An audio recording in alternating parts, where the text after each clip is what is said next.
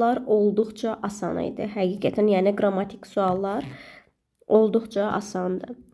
Salam uşaqlar, hər birinizə ümid edirəm yaxşısınız. Bugün kim ki imtahanda iştirak etmişdi, zəhmət olmasa nəticələrini qeyd eləsin.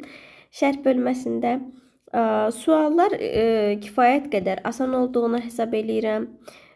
Qrammatik cəhətdən hər bir bölümdən demək olar ki, ən sadə olanları seçilib salınmışdı. İndi qrammatik sualların hər birinin izahına baxaq, daha sonra keçəcəyik mətnə. Hələ ki, listening əlimizdə yoxdur. Olduğu halda onu da mütləq paylaşacağam.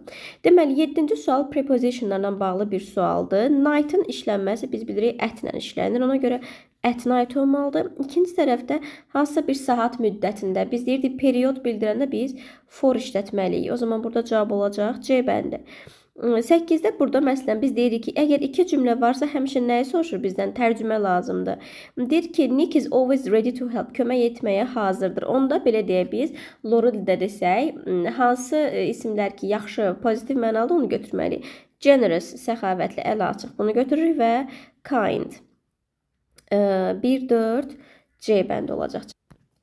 9-cu sualda nöqtələrdən sonra flowers cəmdədir. Elotun ofu olmadığına görə mən burada bunları çıxıram. Çünki elot miqdar zərf. İsimlərlə işlənməsi üçün onun ofu lazımdır. Much isə tək isimlərlə işlənir deyə 2-ni də çıxıram. Yerdə qalır 1-3. A few və some.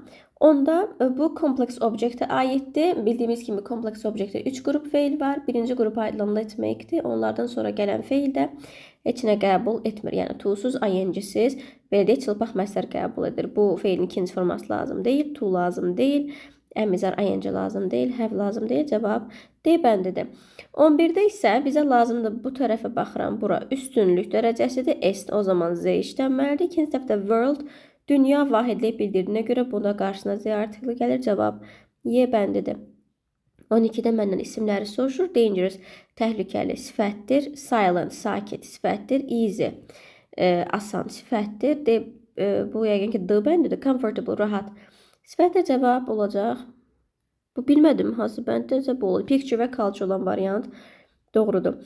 13-də deməli baxırıq. Passive voice-də feildən sonra gələn mənim mübtədam olmalıdır. This, diş, onsuz başqa variantımız da yoxdur. Has üstəgəl i'də olan hansı zaman göstəricisidir? Present perfect. Ona görə have üstəgəl being üstəgəl feilin 3-cü forması olmalıdır.